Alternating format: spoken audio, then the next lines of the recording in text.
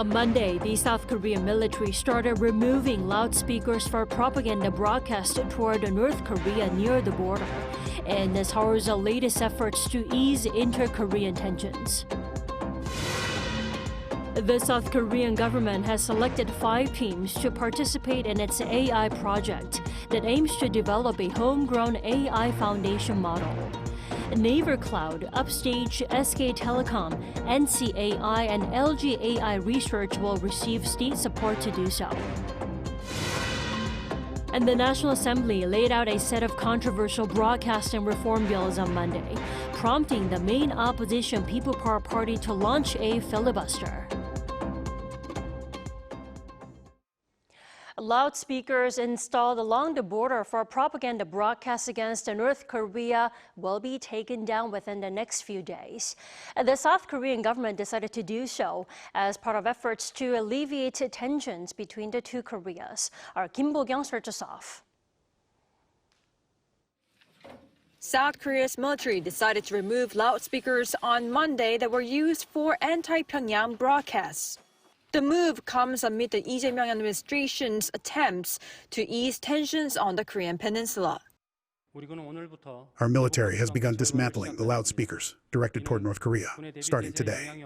This is a practical measure aimed at easing tensions between the two Koreas, carried out within a scope that does not affect our military readiness.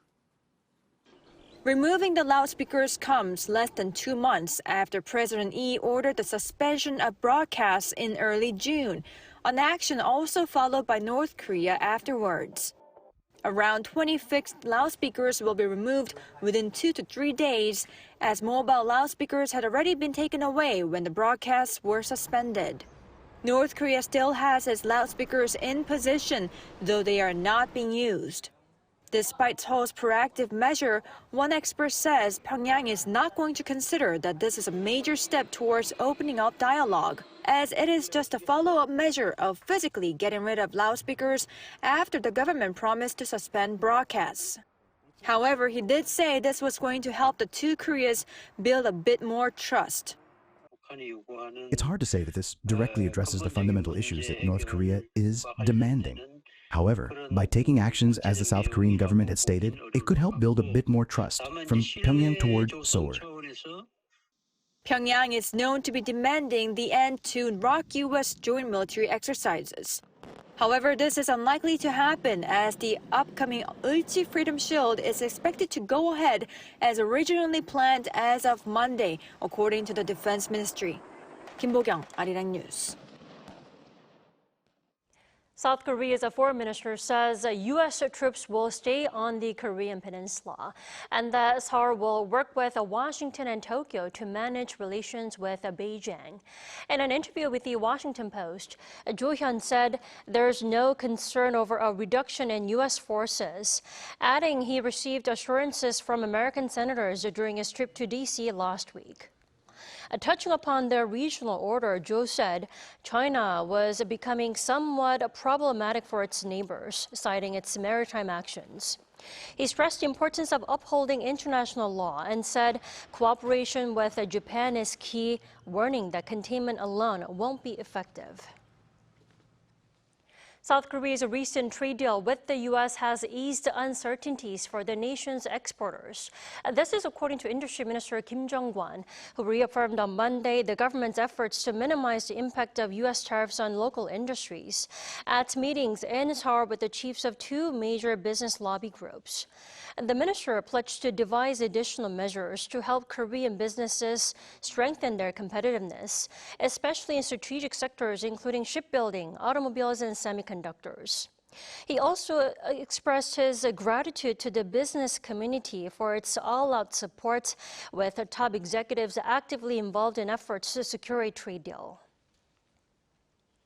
The South Korean government has been pushing to make the nation one of the top 3 global leaders in AI. One of the methods is by creating an AI model from scratch here in Korea with the help of local companies that are as good as the world leaders at the moment. Our Kim Do-yeon has this report. The South Korean government on Monday unveiled 5 AI creation teams to lead the country's push for AI sovereignty. Naver Cloud, Upstage, SK Telecom, NCAI, and LG Group's AI team will now enter a high-stakes competition to develop the proprietary AI foundation model project worth 200 billion won or approximately 150 million US dollars.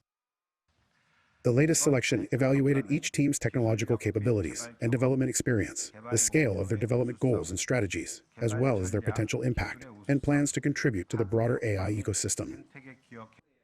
Initially, 15 entered the race, with the first round in July cutting down 5 to have 10 groups give presentations. The final 5, while big-name groups, are teamed up with universities and other tech companies to form consortia. These 5 will now face a survival-style competition with phased evaluations every 6 months, ultimately narrowing down to just 2 final teams by 2027. The goal is to create domestic models that achieve at least 95% of the performance of the latest global AI models launched within the past 6 months. The project also emphasizes from-scratch capabilities, including model architecture design and pre-training from the ground up, not just adjusting existing form models.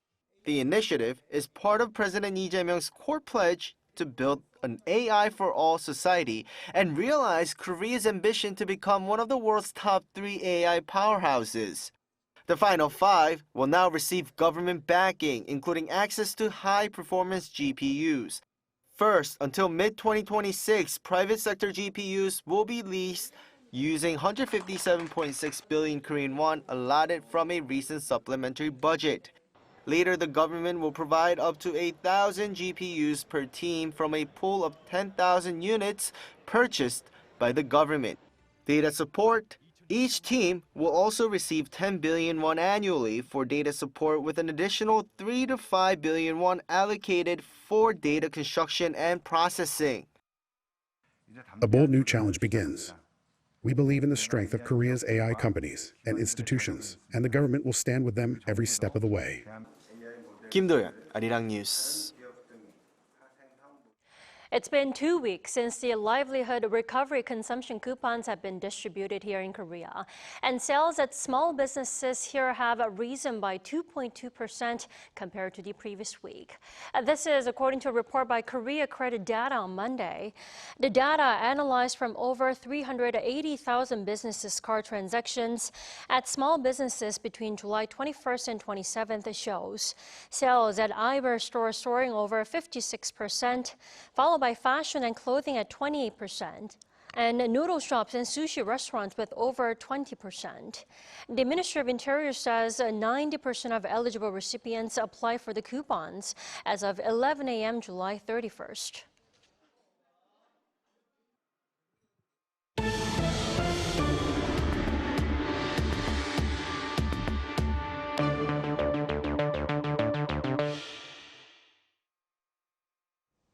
President Lee Jae-myung officially began his 5-day summer vacation today. According to the presidential office, he is staying on Jeodo Island in Gov't City, Gyeongsangnam-do Province, and plans to reflect on national affairs and recharge by reading and watching films. The top office says it has activated an emergency reporting system as the president intends to continue monitoring key issues, including those related to people's livelihoods. Tensions are running high at South Korea's National Assembly, where rival parties have entered a legislative standoff as the opposition launches a filibuster to block a series of reform bills. Our Moon Hae-dun has the details. A filibuster is underway at South Korea's National Assembly as the opposition People Power Party attempts to stall the ruling Democratic Party's legislative push to pass a series of contentious reform bills. The plenary session convened at 2 p.m. this afternoon after the PPP vowed to filibuster 5 high-profile bills tabled by the DP, marking the first time in a year that this legislature has entered a formal filibuster standoff. Under parliamentary rules, each filibuster can run for up to 24 hours, meaning that only one bill is likely to be voted on before the July extraordinary session closes on Tuesday, despite the fact that the DP-led ruling coalition bloc holds the 180-seat supermajority required to unilaterally end a filibuster. Given these time constraints, the DP decided to prioritize passing a contentious set of media reform bills that amend laws governing the country's major public broadcasters, placing them at the top of the agenda. The DP's legislative package also includes amendments to the Commercial Act as well as the so-called Yellow Envelope Bill, which seeks to limit the ability of employers to claim damages against striking union members. The ruling party has branded the bill as essential for restoring fairness in labor relations and promoting industrial peace. By adjusting the balance in labor management relations, this will be the first step toward enabling dialogue at sites where subcontractors couldn't even speak to their main contractors, paving the way for voluntary horizontal cooperation. The PPP, however, is framing the bill as a major threat to the business environment. The Yellow Envelope Bill could encourage unlimited illegal strikes and has high potential to devastate industrial sites. Before the filibuster began, lawmakers passed a set of non-contentious bills, including revisions to the Grain Management Act, which had been vetoed under the previous administration. Other bills included extending the central government's support for free high school education, redefining AI-based digital textbooks as educational material, and formalizing state support for local gift certificate programs. Any bills not voted on during the current extraordinary session will carry over into the August session, with the plenary session likely to be scheduled towards the end of the month. Moon Hae-ryun, Arirang News. Torrential rain swept across the nation over the weekend, killing one person in the southern county of Muan. Now, this recent pattern of extreme rainfall followed by heat waves, experts say, may be the new normal. Our Park Gun reports. One man died on Sunday evening as heavy rain pounded the southern regions of South Korea. The man in his 60s was killed in Muan after being swept away while trying to redirect floodwaters away from his greenhouse. Over 142 millimeters of rain fell in just 1 hour in Muan County and Jeollanam-do province, making it one of the heaviest hourly rainfalls recorded since related data was first compiled in 1973. Muan, on average, sees annual rain of around 1,300 millimeters, meaning just over 10% of that fell in a single hour. A massive amount of moisture had already been present near the Korean peninsula, with a high-pressure system expanding from the Pacific after the typhoon passed, along with cold, dry air pushing down. Moisture was funneled through a narrow path, triggering intense downpours. The expert also said Korea's recent pattern of extreme rainfall, followed by scorching heat, which in the past only occurred in mountainous areas, should now be seen as the new normal. He added the importance of being prepared. Acting quickly when alerts are issued, like securing evacuation spaces in advance, and following official guidance without hesitation, is important. Some people still think it won't happen to them, but that mindset can be dangerous. And he also said potential damage from not believing a warning far outweighs the inconvenience of a false alarm. Though heavy rain alerts for areas including Gyeongju were lifted on Monday morning, more downpours are expected across the country throughout this week. Park Gun, Arirang News.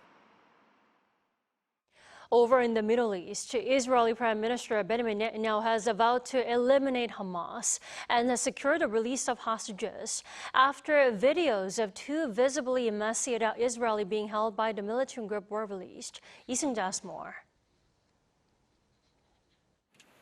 Palestinian militant group Hamas has released two videos of two Israeli hostages, Yeviatar David and Ram Bravslavsky.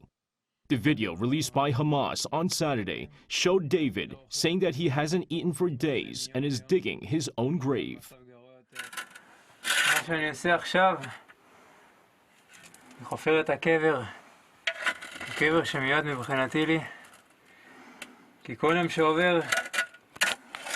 כל יום שעובר הגוף שלי הולך, נחלש, נראה רזה יותר וחלש יותר. מבחינתי זה נראה שאני בדרך למוות שלי. The video of Ram Bravslavsky was released by Hamas on Thursday, showing the 22-year-old pleading for food, water, and rescue.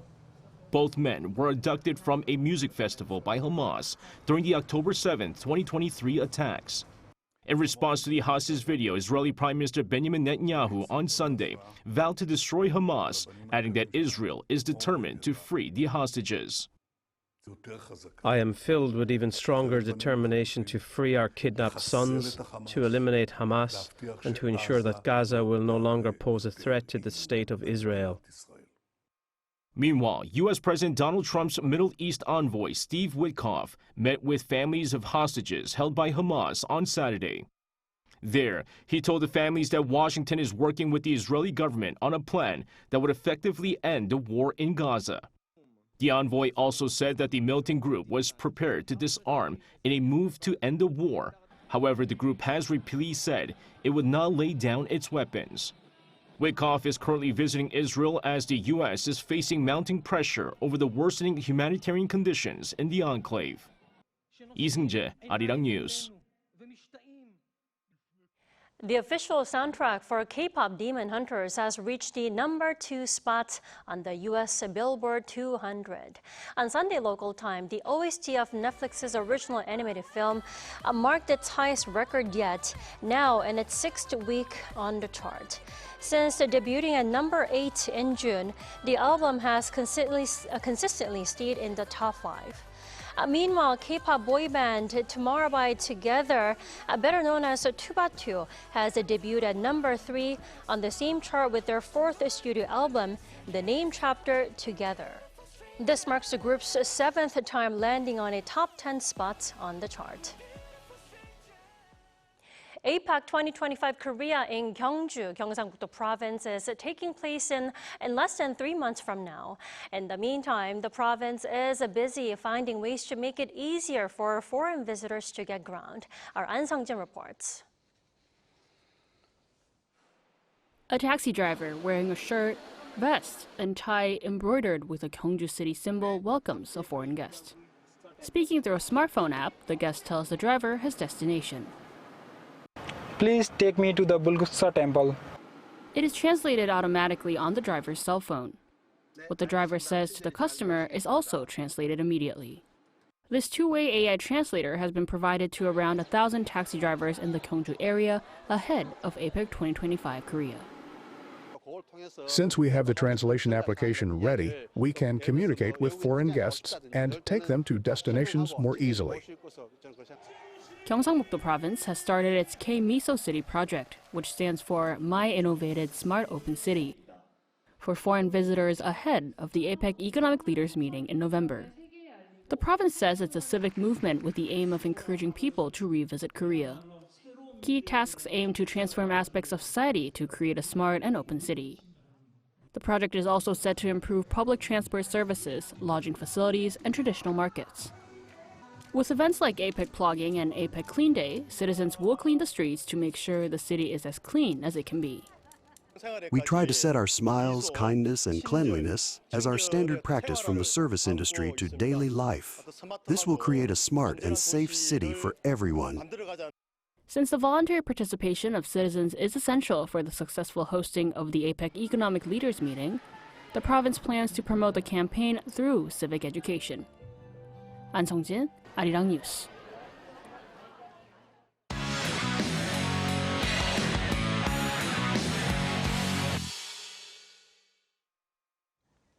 It's Monday, which means it's time to take a look at what's been happening in the world of sports.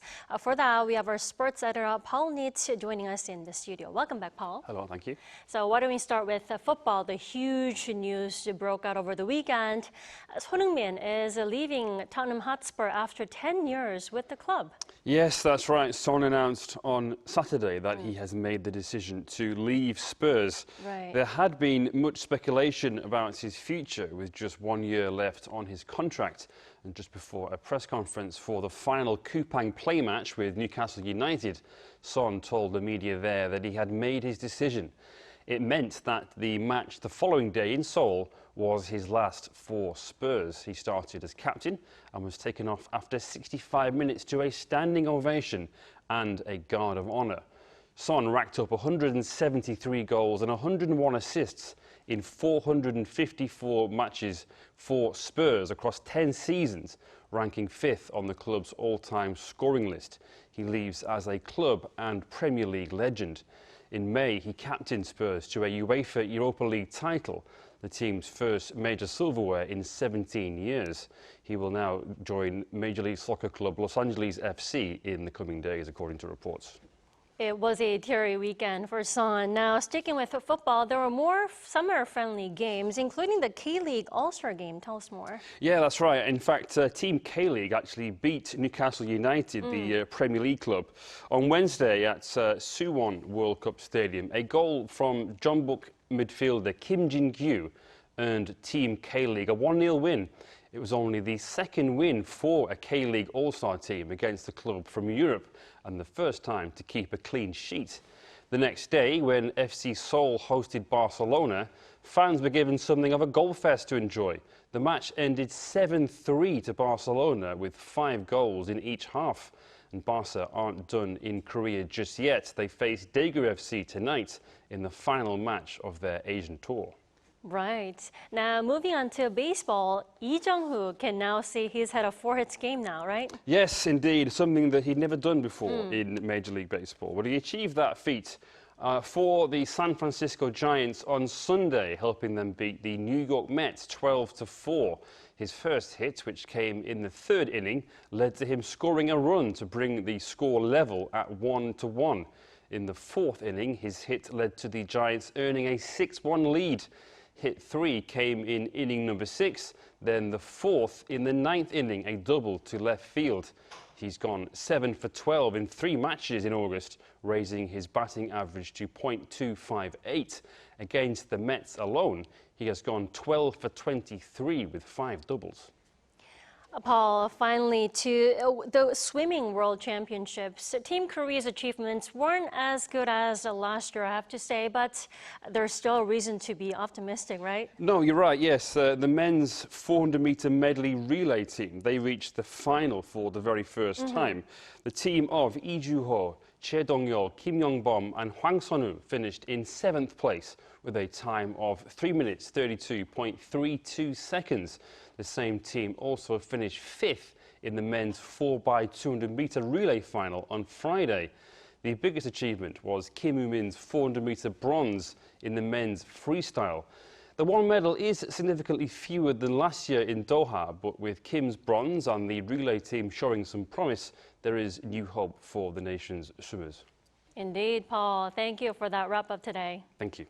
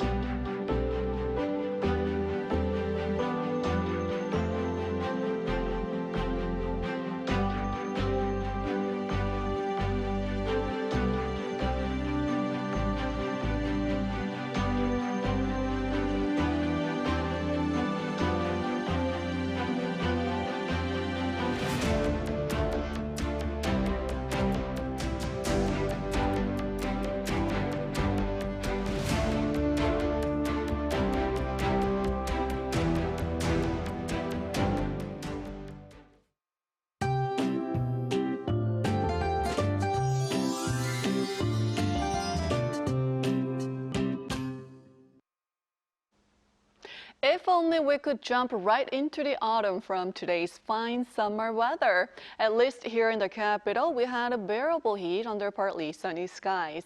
However, a heat advisory was reissued across much of Korea as of this afternoon, so the heat will get stronger tomorrow. Meanwhile, tonight we can expect rain to come and go in most regions. In Gyeongju provinces, we'll see heavy rain of up to 80 millimeters until tomorrow at dawn. Tropical night nights will return to most parts, and tomorrow Seoul, Gyeongju, Busan will be beginning the day at 26 degrees Celsius. Then by the afternoon, Seoul, Daejeon will make it to 33 degrees, Gyeongju topping out at 34, with a chance of passing showers in some parts of Korea. For now, we are looking at heavy downpours to hit the central regions on Wednesday. Then southern provinces will see heavier rain on Thursday. That's Korea for you, and here's a look at the international weather conditions.